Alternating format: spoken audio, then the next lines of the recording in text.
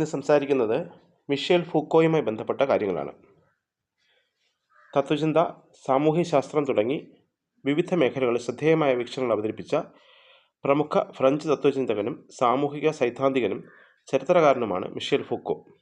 അധികാരം, അറിവ്, സാമൂഹിക സ്ഥാപനങ്ങൾ എന്നിവ തമ്മിലുള്ള ബന്ധം, അറിവിൻ്റെ സ്വഭാവം, വ്യവഹാരം, സമൂഹത്തിൽ അധികാരം എങ്ങനെ പ്രവർത്തിക്കുന്നു എന്നിവയെക്കുറിച്ചുള്ള ഫൂക്കോയുടെ വിശകലനങ്ങൾ ജ്ഞാനശാസ്ത്രത്തിൻ്റെയും വിജ്ഞാനത്തിൻ്റെയും തത്വചിന്തയുടെയും പഠനത്തിൽ ശാശ്വതമായ സ്വാധീനം ചെലുത്തിയിട്ടുണ്ട്. ഫൂക്കോയുടെ ആശയങ്ങൾ വസ്തുനിഷ്ഠതയെയും സത്യത്തെയും കുറിച്ചുള്ള പരമ്പരാഗത സങ്കല്പങ്ങളെ വെല്ലുവിളിച്ചു. അറിവ് സാമൂഹികവും ചരിത്രപരവുമായ സന്ദർഭങ്ങളാൽ രൂപപ്പെട്ടതാണെന്ന് വാദിച്ചു. അറിവായി നാം കരുതുന്നതിനെ സ്ഥാപനങ്ങളും വ്യവഹാരങ്ങളും എങ്ങനെ സ്വാധീനിക്കുന്നു എന്ന് മനസ്സിലാക്കേണ്ടതിൻ്റെ പ്രാധാന്യം അദ്ദേഹം ഊന്നി പറഞ്ഞു. ഫൂക്കോവിൻ്റെ സൈദ്ധാന്തിക പരികൽപ്പനകളെ ഏകോപിപ്പിക്കുന്ന സങ്കല്പനങ്ങളാണ് വ്യവഹാരം, അധികാരം, സ്വത്വം എന്നിവ. അദ്ദേഹത്തിൻ്റെ പ്രശസ്ത കൃതികൾ madness and civilisation, the birth of the clinic, the order of things, the archaeology of knowledge തുടങ്ങിയവയാണ്. Madness and civilisation, the birth of the clinic, the order of things, the archaeology of knowledge എന്നീ കൃതികളിൽ വ്യവഹാരം കേന്ദ്ര വിഷയമായി വരുന്നു. ഉന്മാദത്തിൻ്റെയും വൈദ്യശാസ്ത്രത്തിൻ്റെയും മാനവിക ശാസ്ത്രത്തിൻ്റെയും പുരാവസ്തു ശാസ്ത്രമാണ് ഈ പുസ്തകങ്ങൾ അന്വേഷണ വിഷയമാക്കുന്നത്. വ്യവഹാരങ്ങളിലൂടെയും വ്യവഹാര രൂപീകരണങ്ങളിലൂടെയും ഉന്മാദവും മനുഷ്യ ശരീരവും മനുഷ്യൻ തന്നെയും എങ്ങനെ ജ്ഞാന വിഷയമായി മാറുന്നു എന്നാണ് ഈ ഘട്ടത്തിൽ വിശകലനം ചെയ്യുന്നത്. വിജ്ഞാനത്തിൻ്റെ പുരാവസ്തു ശാസ്ത്രം. മിഷേൽ ഫൂക്കോ എഴുതിയ ദി ആർക്കിയോളജി ഓഫ് നോളജ് എന്ന കൃതിയിൽ വിജ്ഞാനത്തിൻ്റെ സ്വഭാവവും അത് എങ്ങനെ നിർമ്മിക്കപ്പെടുന്നു, സംഘടിപ്പിക്കപ്പെടുന്നു എന്നും വിശദമാക്കുന്നു. അതോടൊപ്പം ചരിത്രപരവും പുരാവസ്തു ശാസ്ത്രപരവുമായ രീതിയിൽ അറിവ് പരിശോധിക്കുന്നതിനുള്ള ഒരു ആശയം അവതരിപ്പിക്കുന്നു. ലോകത്തെക്കുറിച്ചുള്ള നമ്മുടെ ധാരണയെ രൂപപ്പെടുത്തുന്ന വ്യവഹാരങ്ങളെയും വിജ്ഞാന സംവിധാനങ്ങളെയും വിശകലനം ചെയ്യുന്നതിനുള്ള രീതിയായി അദ്ദേഹം പുരാവസ്തു എന്ന ആശയം അവതരിപ്പിക്കുന്നു. അറിവിൻ്റെ ചരിത്രപരവും സാന്ദർഭികവുമായ വശങ്ങൾ അന്വേഷിക്കുന്നതിനും ലോകത്തെക്കുറിച്ചുള്ള നമ്മുടെ ധാരണകളെ രൂപപ്പെടുത്തുന്ന മറഞ്ഞിരിക്കുന്ന ഘടനകളെയും ശക്തികളെയും കണ്ടെത്തുന്നതിനുള്ള ഒരു മാർഗമാണ് വിജ്ഞാനത്തിൻ്റെ പുരാവസ്തു ശാസ്ത്രം അല്ലെങ്കിൽ ആർക്കിയോളജി ഓഫ് നോളജ്. അറിവിൻ്റെ ഉള്ളടക്കം പഠിക്കുന്നതിന് പകരം കാലക്രമേണ അറിവ് എങ്ങനെ നിർമ്മിക്കപ്പെടുന്നുവെന്നും ക്രമപ്പെടുത്തുകയും ചെയ്യുന്നുവെന്നും വിശകലനം ചെയ്യണമെന്നും ഫൂക്കോ നിർദ്ദേശിക്കുന്നു. വ്യത്യസ്ത ചരിത്ര സന്ദർഭങ്ങളിൽ ആശയങ്ങൾ എങ്ങനെ വികസിക്കുകയും രൂപപ്പെടുകയും ചെയ്തുവെന്ന് മനസ്സിലാക്കാൻ വ്യവഹാരങ്ങൾ, അറിവിൻ്റെ സംവിധാനങ്ങൾ, അവയെ നിയന്ത്രിക്കുന്ന നിയമങ്ങൾ എന്നിവ പഠനവിധേയമാക്കണം. ചിന്തയുടെയും അറിവിൻ്റെയും സംവിധാനങ്ങൾ അല്ലെങ്കിൽ വ്യവഹാര രൂപങ്ങൾ വ്യാകരണത്തിനും യുക്തിക്കും അപ്പുറത്തുള്ള നിയമങ്ങളാൽ നിയന്ത്രിക്കപ്പെടുന്നു എന്നും അത് വ്യക്തിഗത വിഷയങ്ങളിലെ ബോധനത്തിന് കീഴിൽ പ്രവർത്തിക്കുകയും ആശയപരമായ ഒരു വ്യവസ്ഥയെ നിർവചിക്കുകയും ചെയ്യുന്നുവെന്നും ഉള്ളതാണ് പുരാവസ്തു ഗവേഷണ രീതിയുടെ പ്രധാന ആശയം. പുരാവസ്തു ഗവേഷണം ചിന്തയുടെ ചരിത്രകാരനെ അബോധതലത്തിൽ പ്രവർത്തിക്കാൻ അനുവദിച്ചു. അത് പുരാവസ്തു ശാസ്ത്രത്തിലും പരമ്പരാഗത രചനയിലും ചരിത്രരചനയിലും കാണപ്പെടുന്ന വിഷയത്തിൻ്റെ പ്രാഥമികതയെ മാറ്റിമറിച്ചു. പുരാവസ്തു ശാസ്ത്രം മുഖ്യമായും വിവിധ കാലഘട്ടങ്ങളുടെ വിവേചനാത്മക രൂപങ്ങളുടെ താരതമ്യത്തിൽ പരിമിതപ്പെടുത്തിയിരിക്കുന്നു. അത്തരം താരതമ്യങ്ങൾ മുൻകാലങ്ങളിൽ ജീവിച്ചിരുന്ന ആളുകൾ വളരെ വ്യത്യസ്തമായി ചിന്തിച്ചിരുന്നുവെന്ന് കാണിക്കുന്നതിലൂടെ ഒരു പ്രത്യേക ചിന്താഗതിയുടെ ആകസ്മികത സൂചിപ്പിച്ചു തരുന്നു. അതേസമയം ഒരു ചിന്താരീതിയിൽ നിന്ന് മറ്റൊന്നിലേക്കുള്ള പരിവർത്തനത്തിൻ്റെ കാരണങ്ങളെ വിശദമാക്കുന്നുമില്ല. അതിനാൽ വേരൂന്നിയ സമകാലിക നിലപാടുകളെ ആകസ്മികതയുടെ ഏറ്റവും ശക്തമായ സാഹചര്യത്തെ അവഗണിക്കേണ്ടി വന്നു. വംശാവലി ചരിത്രം. അധികാരത്തെക്കുറിച്ചും സമൂഹത്തിലെ അധികാര ബന്ധങ്ങളെക്കുറിച്ചുമുള്ള ഫ്രെഡറിക് നീഷയുടെ ചിന്താപദ്ധതിയുടെ തുടർച്ചയായി ഫൂക്കോ വികസിപ്പിച്ചെടുത്ത ചരിത്ര വിശകലന രീതിയുമായി ബന്ധപ്പെട്ട സംജ്ഞയാണ് വംശാവലി ചരിത്രം. ഇന്നത്തെ അറിവിൻ്റെയും അധികാരത്തിൻ്റെയും സംവിധാനങ്ങൾ കാലക്രമേണ എങ്ങനെ വികസിച്ചുവെന്ന് മനസ്സിലാക്കാൻ ശ്രമിക്കുന്ന ചരിത്രപരമായ വിശകലനത്തിൻ്റെ രീതിയാണ് ഇത്. വിവിധ ആശയങ്ങൾ, സമ്പ്രദായങ്ങൾ, സ്ഥാപനങ്ങൾ എന്നിവയുടെ ചരിത്രപരമായ വികാസവും അധികാരഘടനയും പരിശോധിക്കുന്നതിനുള്ള ഒരു നിർണായക രീതിയാണ് ഫൂക്കോയുടെ വംശാവലി സമീപനം. ശക്തിയും അറിവും വികസിക്കുകയും കാലക്രമേണ വിവിധ ആശയങ്ങളെയും സാമൂഹ്യ വ്യവസ്ഥകളെയും കുറിച്ചുള്ള നമ്മുടെ ധാരണയെ രൂപപ്പെടുത്തുകയും ചെയ്ത ഒന്നിലധികം സങ്കീർണവും പലപ്പോഴും അറിഞ്ഞിരിക്കുന്നതുമായ വഴികൾ അന്വേഷിക്കുന്നതിന് ഇത് ഉൾപ്പെടുന്നു. ആധുനിക സംസ്കാരം ബലപ്രയോഗത്തിൽ അധിഷ്ഠിതമാണെന്ന് വിശദീകരിച്ചുകൊണ്ട് ആ ബലപ്രയോഗത്തിൻ്റെ നിയമങ്ങളും തന്ത്രങ്ങളും അന്വേഷിക്കുകയാണ് ഫൂക്കോ വംശാവലി ചരിത്ര പഠനത്തിൽ.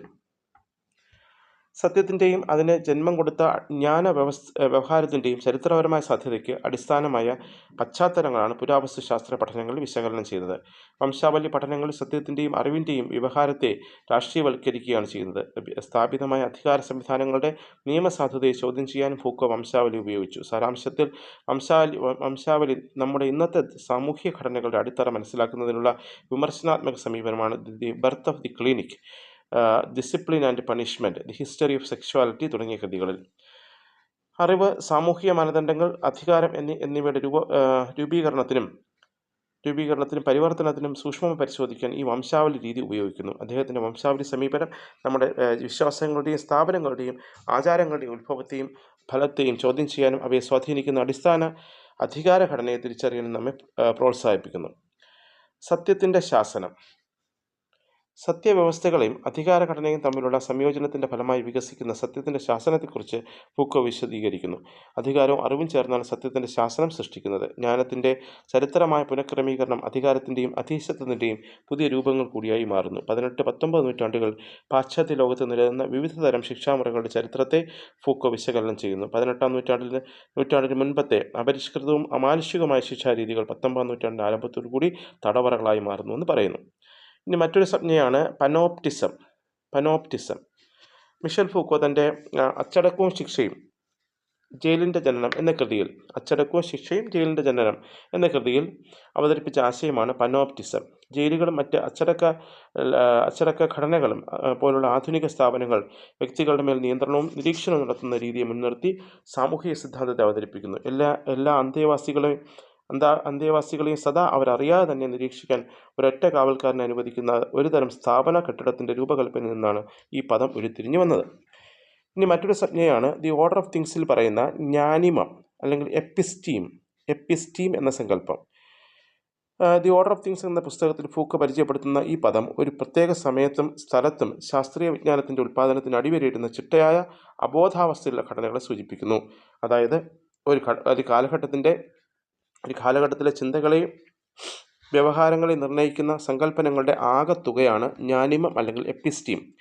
അതിൻ്റെ നിയന്ത്രണത്തിന് വിധേയമാണ് വ്യക്തിയും സമൂഹവും. ഒരു നിശ്ചിത സമയത്തും സ്ഥലത്തും അറിവിൻ്റെ സാധ്യതയുടെ വ്യവസ്ഥകൾ രൂപപ്പെടുത്തുന്നത് ജ്ഞാനശാസ്ത്ര മേഖലയാണ്. പുരാവസ്തു വിജ്ഞാനിയും ജ്ഞാനിമങ്ങളെ അവലംബിച്ചാണ് ചരിത്രഘട്ടങ്ങളെ മനസ്സിലാക്കുന്നത്. ഒരു ജ്ഞാനിമം തിരോഭവിച്ച് മറ്റൊന്ന് പിറക്കുന്നത് എങ്ങനെയെന്ന് വിശദീകരിക്കാനാവില്ല. ഒരു ജ്ഞാനിമത്തിൻ്റെ പിറവി ഒരു കാലഘട്ടത്തിൻ്റെ പിറവിയാണ്. ജ്ഞാനിമം എങ്ങനെ ഒരു കാലഘട്ടത്തെ നയിക്കുകയും നിയമിക്കുകയും ചെയ്യുന്നു എന്ന് ദി ഓർഡർ ഓഫ് തിങ്സിൽ വിവരിക്കുന്നു. മറ്റൊരു രചനയാണ് എന്താണ് രചയിതാവ് എന്നൊരു ലേഖനം. ആ ലേഖനത്തിൽ കർത്തൃത്വത്തെക്കുറിച്ചുള്ള പരമ്പരാഗത സങ്കല്പങ്ങളെയും സാഹിത്യ ബൗദ്ധിക വ്യവഹാരങ്ങളിലെ രചയിതാവിൻ്റെ പങ്കിനെയും ഫൂക്കോ വെല്ലുവിളിക്കുന്നു. എഴുത്തുകാരൻ എന്ന ആശയം സാഹിത്യ ചരിത്രത്തിലെ താരതമ്യേന സമീപകാല വികാസമാണെന്നും ഗ്രന്ഥങ്ങളിലെ അധികാരവും നിയന്ത്രണവും സ്ഥാപിക്കാൻ ഇത് ഉപയോഗിച്ചുവെന്നും അദ്ദേഹം വാദിക്കുന്നു. ഈ ലേഖനം സാഹിത്യ സിദ്ധാന്തത്തിൻ്റെയും സാംസ്കാരിക പഠനത്തിൻ്റെയും മേഖലകളിൽ സ്വാധീനം ചെലുത്തിയിട്ടുണ്ട്. കാരണം രചയിതാവിനെ ഏകവചനവും ആധികാരികമായ വ്യക്തിയെ നിശ്ചയിക്കുന്നതിന് പകരം ഗ്രന്ഥങ്ങൾ നിർമ്മിക്കുകയും വ്യാഖ്യാനിക്കുകയും ചെയ്യുന്ന വിശാലമായ സന്ദർഭങ്ങൾ പരിഗണിക്കാൻ പണ്ഡിതന്മാരെ പ്രോത്സാഹിപ്പിക്കുന്നു. ഒരു വാചകത്തിലെ അർത്ഥത്തിൻ്റെ ഉറവിടം എന്ന നിലയിൽ രചയിതാവിനെ കേന്ദ്രീകരിക്കുന്നത് വ്യാഖ്യാനത്തിലെയും ധാരണയെയും പരിമിതപ്പെടുത്തുമെന്ന് ഫൂക്കോ വാദിക്കുന്നു. സാംസ്കാരികവും സാമൂഹികവും ചരിത്രപരമായ സന്ദർഭങ്ങളാൽ ഗ്രന്ഥങ്ങൾ രൂപപ്പെടുത്തുന്ന രീതി അദ്ദേഹം വിശകലനം ചെയ്യുന്നു. കൂടാതെ ഒരു ഗ്രന്ഥം മനസ്സിലാക്കുന്നതിൽ ഒരു രചയിതാവിൻ്റെ ഉദ്ദേശ്യങ്ങൾ കേന്ദ്രമാണെന്ന ആശയത്തെ അദ്ദേഹം ചോദ്യം ചെയ്യുന്നു. രചയിതാവ് ഒരു നിയമവ്യവസ്ഥയുടെ ഭാഗമാണ്. രചയിതാവിൻ്റെ പ്രവർത്തനം സാർവത്രികമല്ല. വിഷയാനുസൃതമായും കാലാനുസൃതമായും അതിന് വ്യത്യസ്തതകളുണ്ട്. മുൻകാലങ്ങളിലെ സാഹിത്യകൃതികൾ രചയിതാവിൻ്റെ പേര് പ്രസക്തമല്ലായിരുന്നു. മതത്തിൻ്റെ അധികാരം സമൂഹത്തിന് മേൽ ശക്തമായിരുന്ന കാലഘട്ടത്തിൽ ഗ്രന്ഥങ്ങളുടെ ആശയങ്ങളെ വിശുദ്ധം അവിശുദ്ധം എന്നിങ്ങനെ വേർതിരിച്ചിരുന്നു. ആധിപത്യ മതപ്രത്യയശാസ്ത്രത്തിൻ്റെ താൽപ്പര്യങ്ങൾക്കനുസൃതമായ ഗ്രന്ഥം പവിത്രമായും മറ്റുള്ളവ അവിശുദ്ധമായും കണക്കാക്കപ്പെട്ടു. സമൂഹത്തിൻ്റെ താൽപ്പര്യങ്ങളെ പ്രതിനിധീകരിക്കുന്ന ധാർമ്മിക കഥകൾ ഉൾക്കൊള്ളുന്നവയ്ക്ക് ആ നിലയിൽ സ്വീകാര്യത ലഭിച്ചു. 18-ാം നൂറ്റാണ്ടിന് ശേഷം രചയിതാവിനെ നിയമവിധേയമാക്കുക എന്ന ആശയം നിലവിൽ വരികയും രചയിതാവിൻ്റെ പേര് ഗ്രന്ഥങ്ങളുടെ ഒരു പ്രധാന ഭാഗമായി മാറുകയും ചെയ്തു.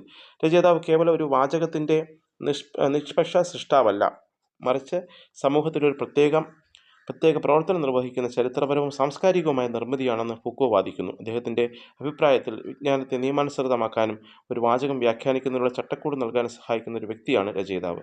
ഗ്രന്ഥകാരൻ്റെ പ്രാധാന്യം അദ്ദേഹം പൂർണ്ണമായും തള്ളിക്കളയുന്നില്ലെങ്കിലും ഒരു ഗ്രന്ഥത്തെ വ്യാഖ്യാനിക്കുന്നതിൽ രചയിതാവിൻ്റെ പങ്കിനോടൊപ്പം ചരിത്രപരവും സാംസ്കാരികമായ പശ്ചാത്തലം പോലുള്ള മറ്റ് ഘടകങ്ങളും കണക്കിലെടുക്കണമെന്ന് ഫൂക്കോ നിർദ്ദേശിക്കുന്നു. ഇനി അദ്ദേഹത്തിൻ്റെ മറ്റൊരു ഗ്രന്ഥമായ ഹിസ്റ്ററി ഓഫ് സെക്ഷുവാലിറ്റി, അതായത് ലൈംഗികതയുടെ ചരിത്രത്തെ പറ്റിയാണ്.